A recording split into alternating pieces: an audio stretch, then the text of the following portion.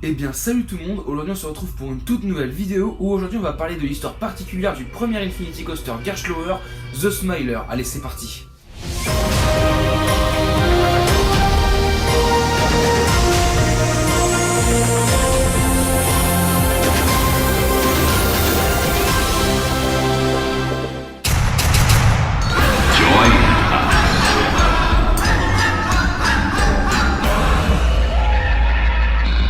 Alors déjà comme vous avez pu le voir j'ai changé d'intro, donc du coup j'ai une nouvelle intro qui fait avec un countdown et la musique de Thor Park.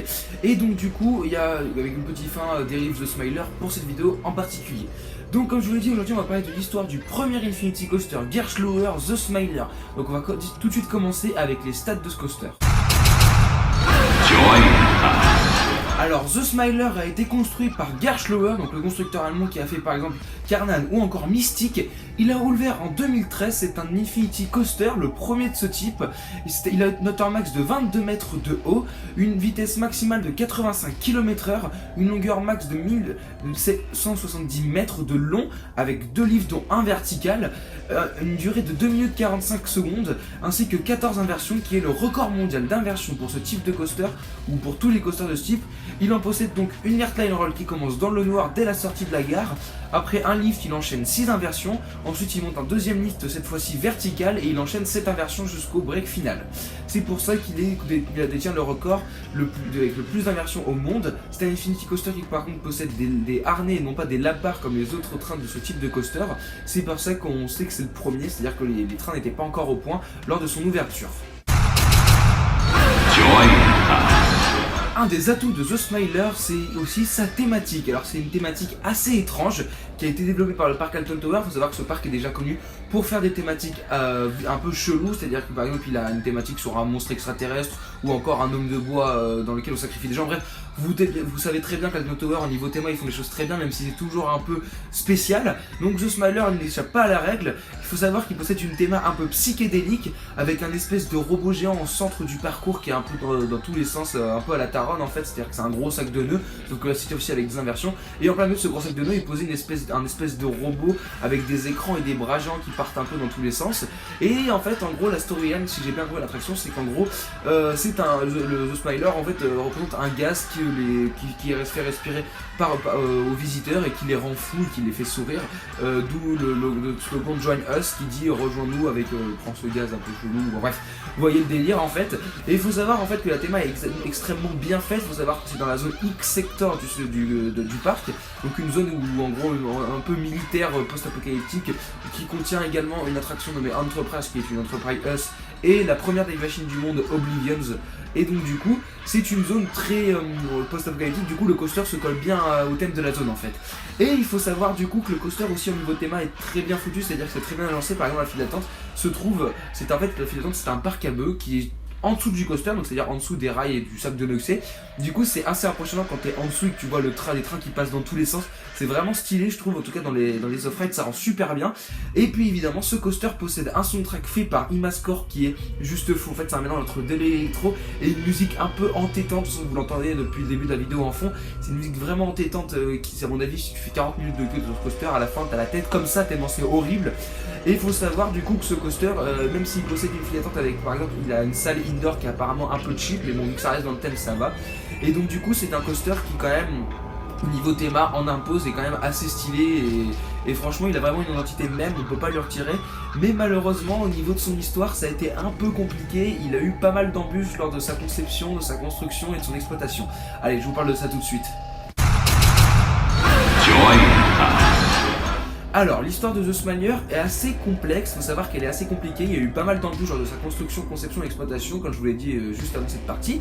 Alors c'est pour ça que je voulais la reprendre dans cette vidéo. Alors il faut savoir que cette histoire commence le 15 mars 2012, où le parc Alton Tower obtient le droit de construire pour la Secret Waypoint numéro 7. Alors il faut savoir que le Secret Waypoint c'est le nom qu'ils donnent à chaque attraction jusqu'au jour de leur ouverture où leur vrai nom sera dévoilé. Par exemple, Wickerman Nemesis ou encore Oblivions étaient des Secret Waypoints. Et c'est en décembre 2012 que la construction de l'attraction commence. Alors son ouverture était annoncée pour mars 2013, mais malheureusement à cause de problèmes techniques elle va être reportée au 23 mai 2013. C'est pour déjà vous dire que ça commence très mal au niveau de l'histoire. Il faut savoir déjà que l'attraction est retardée, vous inquiétez pas, c'est pas la première fois que ça va arriver. Et c'est le 17 mai 2013 que les ennuis commencent. Faut savoir que le 17 mai 2013, 16 journalistes sont sur le parc et testent en avant-première The Smiler, et The Smiler reste bloqué pendant 30 minutes sur le premier lift. Donc faut savoir déjà que ça commence très mal pour ce coaster malheureusement. Faut savoir que même dès l'avant-première, des problèmes techniques font leur apparition.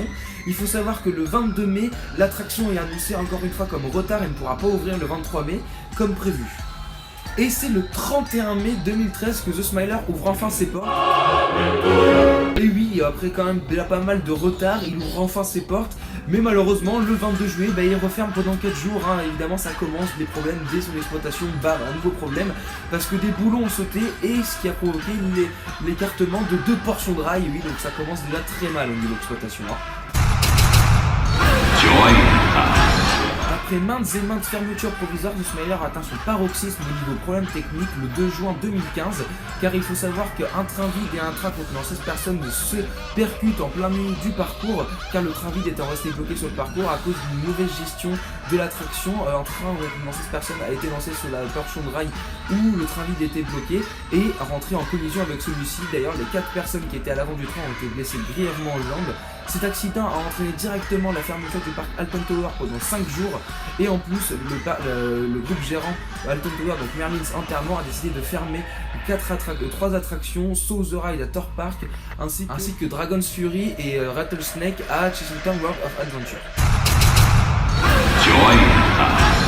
Lors de la réouverture du parc, la zone X-Sector dans laquelle se trouvait The Smiler, ainsi que Enterprise, une Enterprise Us et Oblivions, la première dive machine Bolliger et Babillard, restent fermées temporairement, ainsi qu'un spinning coaster mower nommé Sonic Spinball. Alors il faut savoir qu'en fait, en fin novembre 2015, le Merlin's Entertainment publie l'enquête qui a été faite sur The Smiler, et la conclusion était qu'en fait, l'erreur était humaine et non technique, donc The Smiler pouvait encore fonctionner. Mais il faut savoir qu'il resta fermé pendant une durée indéterminée pour finalement rouvrir le 19 mars 2016. Donc voilà, comme vous avez pu le comprendre, l'histoire de The Smiler a vraiment été semée d'embûches pour ce coaster. Malheureusement, beaucoup d'incidents ont eu lieu avec celui-ci, mais heureusement aujourd'hui l'attraction est fonctionnelle et fonctionne d'ailleurs très bien. Beaucoup de fans l'aiment beaucoup cette attraction, même si certains se plaignent d'Aku, qui en même temps, faut pas se leurrer, c'est un Infinity Coaster à harnais qui en plus date de 2013, donc faut savoir qu'il reste quand même assez vieux comme coaster. Et donc du coup, The Smiler reste quand même une bête assez connue dans l'univers des coaster fans, détient toujours d'ailleurs le record des 14 inversions qui n'a toujours pas été battu pour l'instant, en espérant qu'un jour quelqu'un le batte, parce que même si The Smiler pour l'instant reste bon à rider, s'il continue de vieillir, je pense que ce sera plus trop de ça quand par exemple sera en 2021, vous voyez. Donc c'est pour ça que je voulais faire cette vidéo sur ce coaster. Faut savoir que son histoire m'intéressait beaucoup, même le thème est assez stylé, donc du coup j'aime beaucoup ce coaster, je le trouve vraiment classe dans sa zone, dans la pose.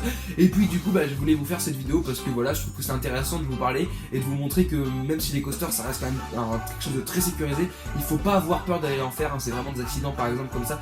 Il faut bien vous dire que des accidents comme ça n'arrive que très rarement. Faut savoir qu'il n'y a même pas eu de mort, déjà faut préciser, il n'y a pas eu de mort, c'est juste des gens qui ont été blessés grièvement au jour, donc certains ont été sectionnés malheureusement, mais bon, ça arrive très rarement, et donc c'était vraiment une erreur humaine de la part du parc, donc pas technique, c'est même pas l'attraction qui n'a pas été fonctionnelle, même si elle a prouvé qu'elle avait quand même quelques problèmes techniques tout le long de son histoire.